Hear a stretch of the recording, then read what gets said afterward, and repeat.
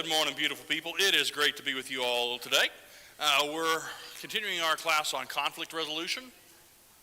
In Matthew chapter 5, we read, "Blessed are the peacemakers, for they shall be called sons of God." That as Christians, we are to strive to be at peace, to try and make peace with all individuals. And as we already talked about early in class, several classes ago, that conflict we don't need to look at it negatively. Conflict in and of itself is not a bad thing. For if it was, Jesus would not have instigated conflict. We can't grow without some element of conflict. Yet we still want to be able to make peace in the midst of it. That our goal is not simply to exist within conflict, but to move towards peace. Repay no one evil for evil, but give thought to do what is honorable in the sight of all. If possible, so far as it depends on you, live peaceably with all. That not only are we to strive to live peaceably with all, but we're to recognize that I can only take care of me. I can't force the other person to move towards resolution. I can't force them to try and be peaceable, but I am supposed to take care of me. So as far as it depends upon me, I'm to strive to create peace with other individuals. We started talking about communication. For communication is essential not only in life, but also in conflict resolution. And we said that the reason why communication is so important is communication is essential for community. And we, as individuals created in the image of God, have to have community. For if you remember, when God creates mankind, he says, "Let us create man in our image," plural. And from the very beginning, God existed in community. If we are made in his image, we too are to exist in community. Well, in order to have community, we have to be able to communicate in some way. And we talked about how there's verbal and there's nonverbal communication. In fact, most of our communication is nonverbal. That's why when you've gotten text messages and you've gone, I'm not so sure what I'm supposed to do with this. How am I supposed to understand this? The reason why you couldn't understand it is there were no nonverbals associated with it. It was just explicit words, but we've realized that words mean different things based upon context and based upon the nonverbals that are associated with them. Well, communication is also essential for conflict resolution, because as we said, I can't know what's in your mind unless you tell me. And hopefully, if you tell me, I understand exactly what's in your mind. For we mentioned that part of what makes communication so difficult is all the different messages that are taking place at one particular point in time. There's what I said, there's what I think I said, what you heard, what you think you heard, and what I think you heard. All of these are taking place at any one period of time. At any given period of time. And all these messages are bouncing around, and so we're trying to understand one another, and we need to be able to try and communicate well if we're to resolve conflict. And we asked the question of why it was so important for communication. What are the goals of communication, especially in conflict? One is to understand the other person's perspective, because we can't move towards any kind of resolution if I don't understand your perspective. In a subsequent lesson, we'll talk in terms of that word that I'm looking for, compromise. But we can't really compromise or reach compromise if I don't understand you. We can't really reach a consensus if I don't understand you, because we have no idea if we agree or not. So we have to be able to communicate, have to understand one another's perspective. But we also want to make sure that the other person feels heard. We mentioned last week that perhaps the most important part of listening and communication is to make sure the other person feels heard. All of us are capable, at least to some level, of doing one thing and listening to somebody at the same time. And we might very well be able to understand exactly what they're saying and the way they intended it. The question is, do they know that we understood that?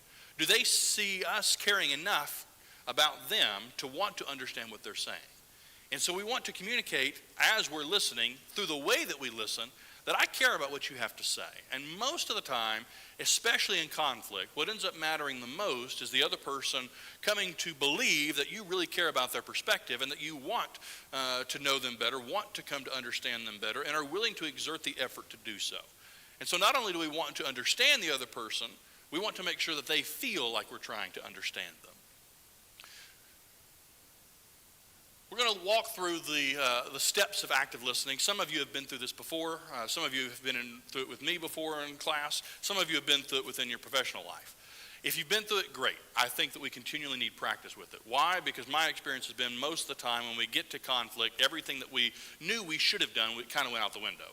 Or I've found that oftentimes people who know how to practice active listening in the workplace struggle to then bring it into their other relationships. Don't know why, it just seems to be the way things are. Maybe it's because of our Western mindset and we tend to do things in a box. I don't know. Either way, it's been my experience that those who might have training in one area and use it a lot at work don't always bring it into other arenas. And some just simply forget how to use it. So all that to say, I think that the more that we practice active listening, the more likely we are to use it in the midst of conflict. Because when emotions are high, when things are frustrating, if we're not intentionally using it, it's very easy to forget. As the first step of active listening is to listen to summarize. Somebody mentioned last week that when we listen, what is our most common response? Based upon your experience, when someone is listening or when you are listening, what is usually your first response to what you hear? What do you think? When you're listening to someone, what's the first thing that usually begins to pop into your mind? Usually, how do I answer?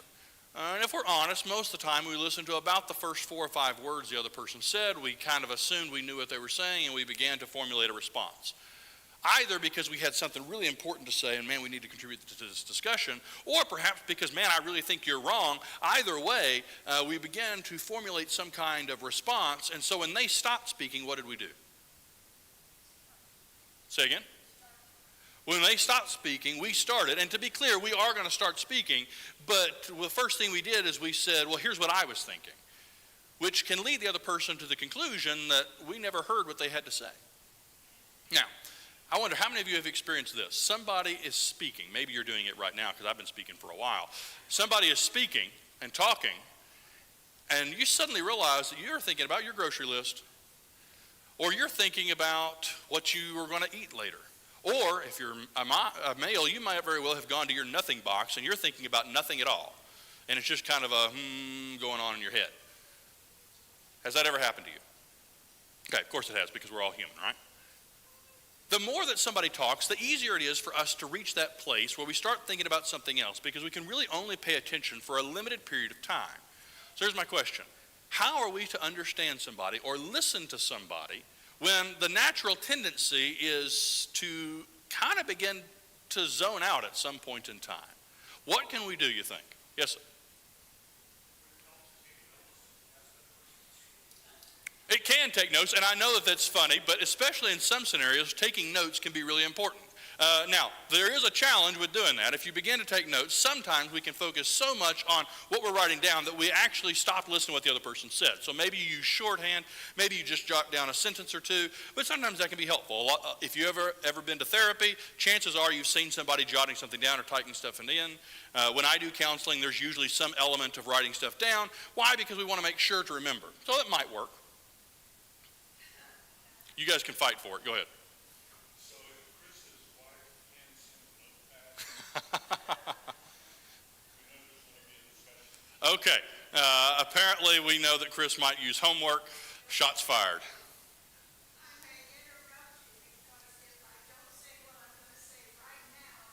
But what if I do? You see the point? Sometimes we might need to ask an interjectory question. But if I do that, especially in the midst of conflict, I might very well communicate that what I have to say is more important than yours. Now, that might not be true. I might not actually be thinking that. But again, we're wondering what does the other person think. So we might want to avoid jumping in. There might be situations where we have to. For example, I'm just going to sit here and I'm going to talk for about the next 2 minutes, and I'm not going to say anything at all because we're just going to keep going like that. You might need to stop me. There might be a need to be able to do that. But most of the time we want to at least let the other person continue, and we're going to get to, I think, the point you're trying to make of clarifying questions in just a little bit. One of the ways that we show that we're listening is I'm going to ask questions about what you just said because I need a little bit more information, but we're going to get to that in just a minute. What else can we do with listening, recognizing that as the other person talks, it's really easy to reach a place where we just kind of zoned out and we stopped listening? What else can we do, you think? I'm going to suggest one now, and that is listen to summarize. Now, we kind of do two things by doing this. Instead of listening to respond, if we listen to summarize, which means I'm going to try and say what you said in my own words, Then we do a couple things. One, I'm going to be making sure that I'm communicating, I listen to you. But the second is, if I'm listening to summarize, I'm having to focus on something as opposed to just letting stuff go in and out one ear and out the other. And so it's a little easier to force myself to focus if I have a goal in mind, if I'm going to try and summarize what you just said. If I have something to do, then it's a little easier. Doesn't mean it's perfect. It's still easy to zone out. It can still happen. But it can be a little easier to hang in there and if I'm trying to listen to what the other person has to say. Make sense? Yes. A lot of times people, they unload a lot of things on you. That's true. And is this thing on? And if you're listening to 3 or 4 different things within their speech, you catch one of them. That's true. And the other 4 slide away. And so sometimes it's hard to summarize when you get a whole litany of comments coming at you. You're absolutely right. That it can be difficult to summarize, especially if somebody, like I've done this morning, launches a whole bunch of things at you all at one time and just continues to talk. It can be hard to summarize it all, which leads us to this. We're then going to summarize what we heard. And what I'm going to say is, I heard you say that sometimes people talk so stinking much that it can be hard to summarize it all. Is that fair? You didn't. I used my own words. In summarizing, I did 2 things. I communicated that I heard what you had to say and that I care about what you have to say. But also, let's say I missed something, because perhaps there was just this litany of things and this huge list of things. I might have missed something. And so I said, this is what I heard you say. In which case you can say, okay, well, yeah, but that was only part of it. Now, we talked about this last week, and I'm just kind of curious if we remember. Why are we saying this is what I heard you say rather than this is what you said?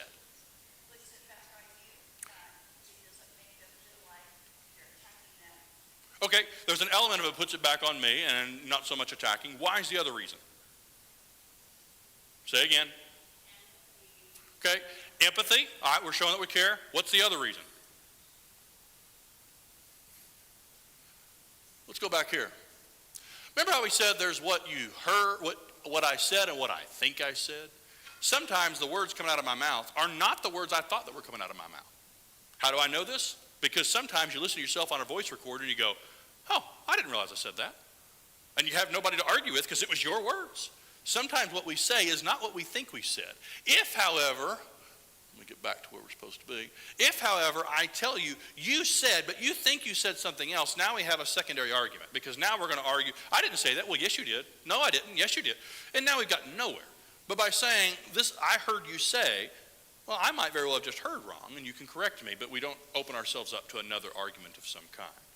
So we want to make sure to summarize what I heard you say was, and the other person can correct us. And not only have we made sure that we're talking about the same thing and we understand one another, not only have we communicated that, but we've also made sure that the other person feels heard. We want to listen to the response and we want to adjust. I could have put on there if necessary, but then I couldn't get it to fit all in one line. So listen to the response and adjust if necessary. So for example, let's say that you listed 5 things. I've got 5 things going on in my life right now, and I could only list 3. What I heard you say was, and I'll list the 3, and you might say, well, that was 3 of them, but there were 2 more. Okay, can you tell me what those were? Okay, so what I heard you say was, and then list the 5 things, and now we're at the right spot. Now we can agree, oh yes, this is what I intended to say. Or maybe what I heard you say was, I didn't mean that at all.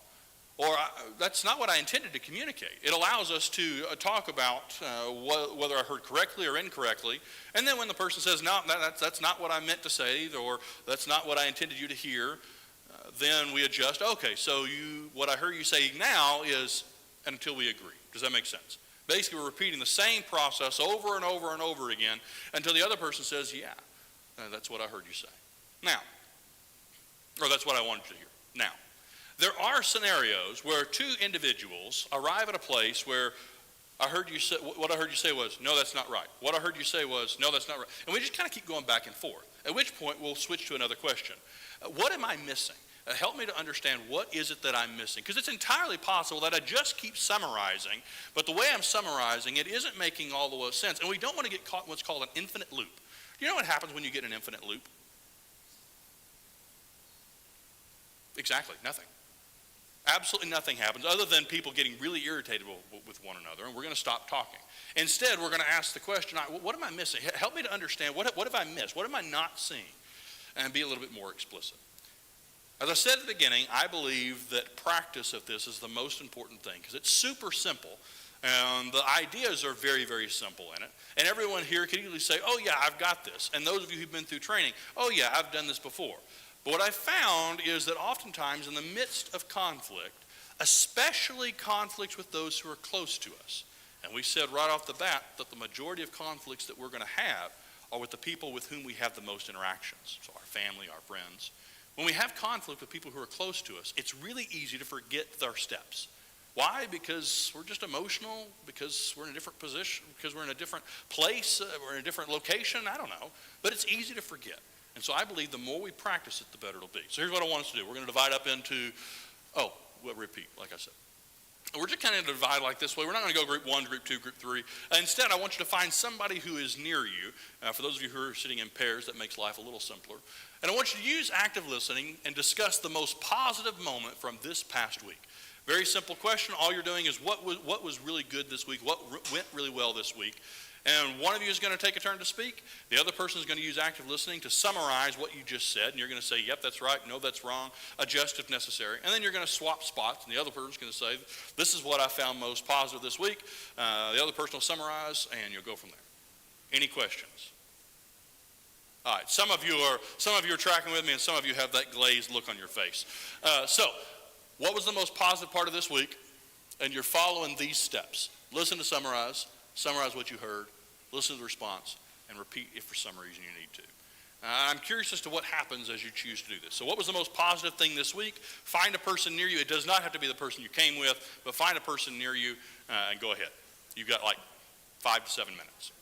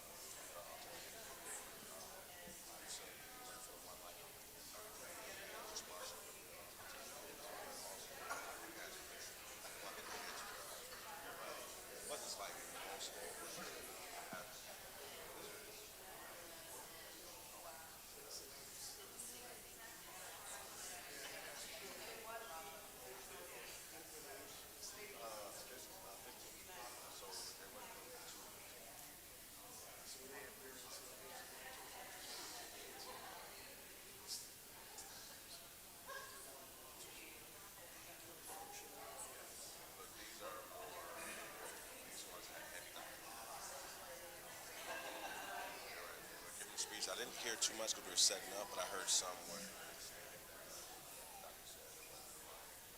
It's going to take a long process for them to get to the level of speaking or order things. And by them being with the production they had, they were able to reach those levels of success and also help the kids with autism.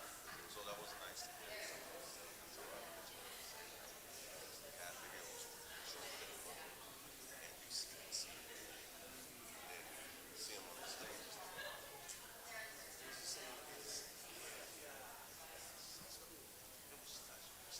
So it really got me. I'm trying to set up and I'm trying to like, oh God.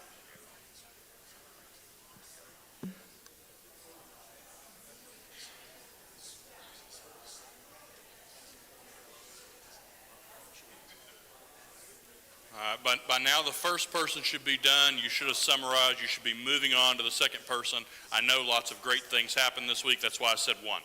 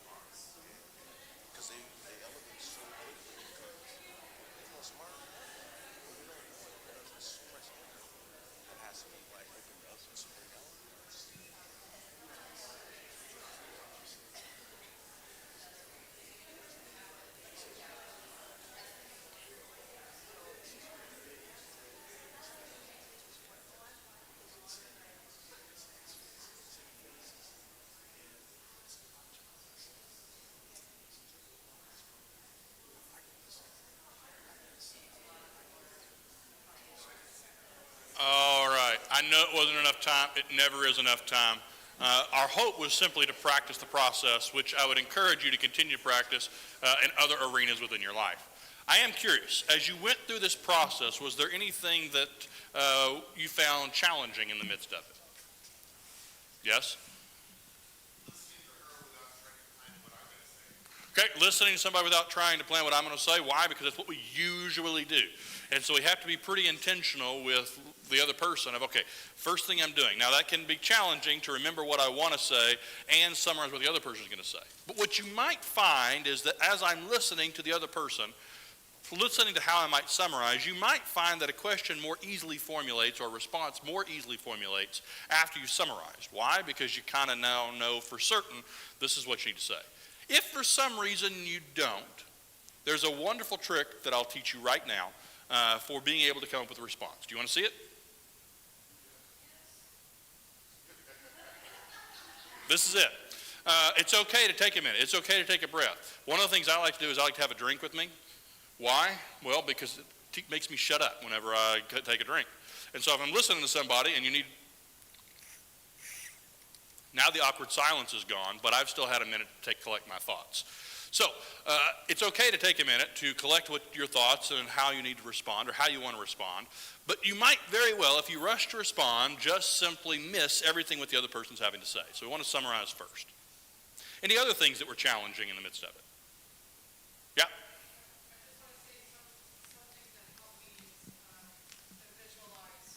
Okay. What they're talking about. Chris was explaining some mechanical stuff at work, so in my mind, I'm visualizing it so I can remember it and recall Okay. for the summary. So sometimes we're trying to think about, okay, what would this look like? How would this be? And trying to connect with it a little bit more. Okay? Anything else? Anything else you found challenging?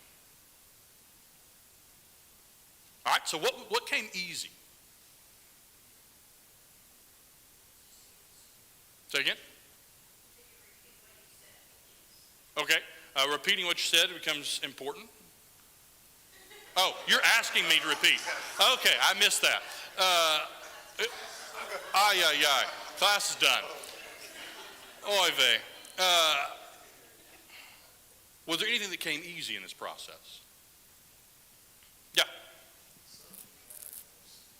The subject matter, there are some subjects with which we connect very easily, and we're really in tune. For example, those of you who like football, we usually are able to talk fairly easily about football. Those of you who enjoy knitting together, I don't know if anybody here enjoys knitting together, but if you do, if you enjoy knitting together, or I know we have a few quilt people, then you're able to more easily connect, and you're able to more easily hang in there. It's when you're talking with somebody and what you're talking about, I really just don't care about. How am I going to not pretend that I care? I don't have to care about the subject, but I do care about you. You're speaking about conflict resolution, so not always is the prompt going to be positive. So a lot of people tend to start problem solving. Okay. So if I'm saying something and you're summarizing it, immediately you want to solve my problem and tell them, well, you should do this. Well, you should do this. And it leaves someone feeling unheard. There's lost that connection with someone.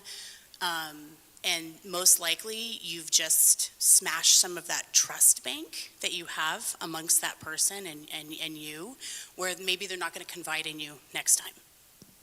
We want to try and avoid launching straight into problem solving in the midst of listening. Because we want to make sure that we convey that I care about you before we start launching into this is what we need to do about it. Yes. What if I'm standing there thinking, I really cannot help this person? That's true. I might not be able to help you solve it, but have you ever encountered a scenario where just simply talking about it helped you a lot? Perhaps it was just an unburdening of you, because there are some things we cannot fix. For example, the loss of a loved one cannot be fixed. I do not have the power to come over and raise them from the dead. You don't either. So what are we supposed to do about that? Well, I can listen to you. It's not going to change the scenario. I'm going to change what has happened.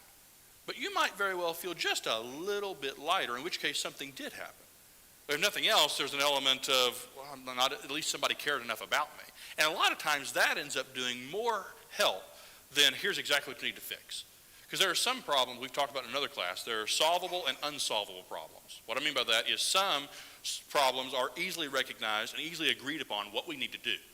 For example, if today the air conditioner goes out, it is very nice outside, so maybe not. But a couple of weeks ago, if the air conditioner had gone out, everyone in here would agree the air conditioner needs to be fixed.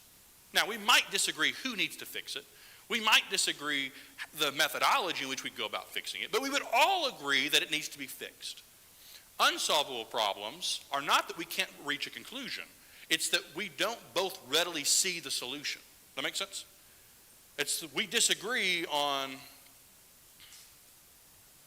not just the methodology, but we might even disagree a little bit deeper as to how to go about doing something. Not just how, but should we go about doing something? Solvable is something we easily recognize. Unsolvable usually involves some element of compromise. If I'm going to tell my side, you're going to tell your side, and we'll somehow meet in the middle, but we both didn't readily recognize what the solution is. And in those cases, sometimes the most important thing is just simply the communication. So even if I can't help you at all in terms of fixing it, that doesn't mean I haven't helped. That doesn't mean I haven't somehow contributed or aided in the scenario. Anything else? All right. One word of caution. Please don't make the conversation about you. And here's how we do it. You tell me I experienced this. And I say, oh yeah, I had a time just like that back when. We're all guilty of doing it. Why? Because it's just part of conversation. We're trying to relate. We're trying to connect. But what happens the moment you tell me I had this take place and I say, oh yeah, I had a situation similar just like this. I've now shifted the conversation to me. Follow me? And it's something easy to do. We're trying to just connect. And in some conversations, that's fine. In the midst of just normal, regular interactions, they'll be careful with that too, because the other person might be really excited about what they want to share, and we might very well have robbed them of that joy. So we got to be careful. But especially in the midst of conflict, when somebody's telling us something, and we suddenly made it about ourselves, now the other person's like, well, I was sharing something with you. I felt okay sharing something with you, but now we've shifted focus. Or perhaps in the midst of grief, and somehow we've shifted the conversation to us. Now, what we're trying to do is we're trying to empathize a little bit. What we could do instead of saying, oh yeah, I had a situation just like that, here's what I did, or here, I had a situation just like that, I can relate, is we think in our head, what did I feel, what did I think in the midst of those scenarios? And then we're going to ask them questions. And we're going to say, that sounds really hard. If I were to put myself in this situation, I might be feeling blank. In which case, I'm not trying to make it about me. I'm trying to ask them questions and pull something out, but I'm pulling from my own experience and what I experienced. Follow me? So we can still be empathetic and still use those situations we've had without turning the whole conversation to where it's now all about me. So be careful as we go to active listening and as we go to respond that it doesn't somehow become all about me, or else we've missed an opportunity. Part of listening is questions, specifically clarifying questions. Because most of the time as we go through some scenario, especially in conflict resolution, somebody's going to say something and we're going to make some assumptions about it. For example, if I said the word that I want barbecue, what does it mean? Say again? Could mean grilling out. We don't know. Put me on a spit. I didn't say I want it to be barbecued. I said I want barbecue. Two different things. It depends on where I live, right? Because, and I've used this example before. I know it's somewhat silly, but it illustrates the point. And that is that east of the Mississippi, barbecue is pulled pork. That's all it is. West of the Mississippi, it is anything you can put on a grill. You can barbecue corn. Okay. But it's what you can put on a grill. So when I say I want barbecue, there might need to be a clarifying question of, well, okay, well, what type do you want? Or well, what do you mean by that? I know it's a silly illustration, but I'm trying to prove a point. And that is that we all make assumptions based upon words. And this word means this to me. This phrase means this to me. So what do you mean when you say? Part of the reason also, last week we talked about in the midst of conflict, we don't really want to start conflict over text. We really don't want to start conflict in some medium other than person to person. Why? Because I've missed out on the nonverbal cues. And sometimes my questions might be, the way you said that, I'm wondering if there's something more there. The way you emphasize that particular word suggests there's something important about that. And we miss out on those opportunities. Yes? So I don't think most people intentionally know that they're going to start conflict in a conversation. There are sometimes where we can't help but start it, and it will start that way. You're right. If we get to choose how to start it, we don't want to start it over text. And sometimes we don't get to choose. Sometimes it's the scenario that we're in and we just move from it. And we are where we are. That would still mean, though, that we might say, I don't think we should discuss this particular thing anymore until we can see each other face to face. Well, let's talk about this more, because we don't want to just keep going on, because we miss out on, I can't tell how you're receiving. You can't tell how I'm sending. We've missed out. If 5 to 10% of what we communicate is the words coming out of our mouths, or in this case over text, then we missed out on 90 to 95% of what the other person was trying to communicate by removing ourselves completely. Instead, we'd rather do it in some face-to-face manner. We want to ask clarifying questions. As Parks used to say, I haven't heard him say it here in a while, he who asks the questions controls the conversation. Not only do we kind of get to steer the conversation, but we communicate that we care as we ask questions. So we want to ask clarifying questions. Oh, here we go. There are two types of questions. There are open-ended questions and closed-ended questions. Can anybody tell me the difference between open-ended questions and closed-ended questions? Yes.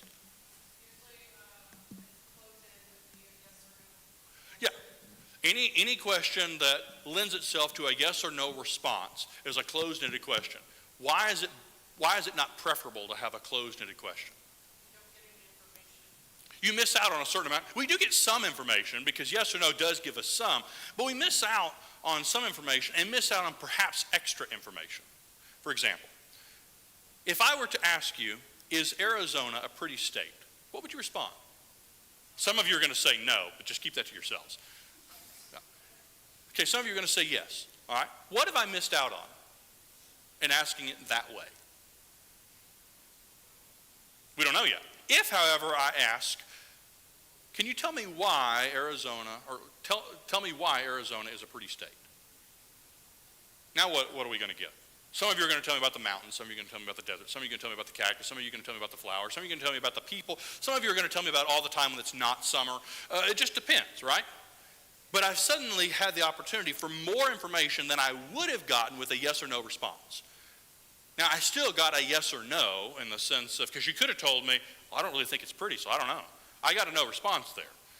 But for those of you who are going to say, yes, I got significantly more information.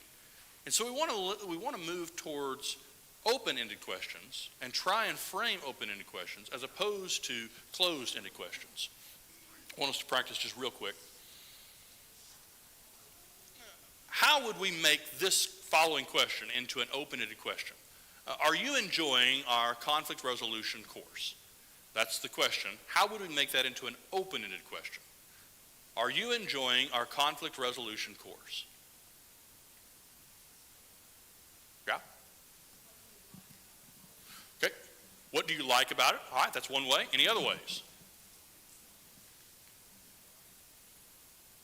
We could ask the question, what have you learned during the conflict resolution course? We can phrase it in a lot of different ways, but just simply asking, are you enjoying, it's a yes or no response. Now, if you, for instance, say, I'm not really enjoying, then I can ask, okay, well, tell me more about that. What is it that you're not enjoying? And now you see how we can pick up on little things within the midst of the questions and how the person responds. Okay, well, tell me more about this. Help me to understand this more. And suddenly we were able to go just a little bit deeper than what we would have been able to with merely a yes or no. As we're in the midst of listening with active listening, we want to listen for areas that we need more information. Because sometimes we're going to recognize, I just don't have enough information. I just don't know enough, or I'm making an assumption about this. Where can we ask more questions? What do we need to know more information about? I neglected to say one thing earlier. In the midst of our summarizing, sometimes people arrive at the erroneous conclusion that when I summarize and tell the other person, I am agreeing with them. That's not what this is. I'm neither agreeing nor disagreeing as I summarize with the other person.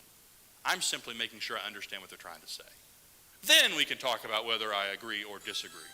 Then I can ask questions about, tell me more about why you like this, or tell me more about why you don't like about this. Tell me more about the struggles that you're having. Tell me more about the things that were good. Tell me more about, and we can understand each other a little bit better. But simply summarizing isn't an agreement nor a disagreement. It's just I'm trying to understand your perspective. Anybody want the last word as we wrap up? Oh, beautiful. I'm hoping that means everybody hasn't just fully checked out. I'd appreciate a summarization at this point in time. Next week, we'll start talking in terms of forgiveness in the midst of conflict, because what we're going to find is that oftentimes part of conflict resolution requires forgiveness, and we'll talk about what that looks like. Let's pray and we'll be done. Heavenly Father, Lord, we're so thankful for your Son, so thankful for your word, so thankful for the principles within it that guide us how we live and how we might live life. Lord, we love you and glad to be with you. In Christ's name, amen.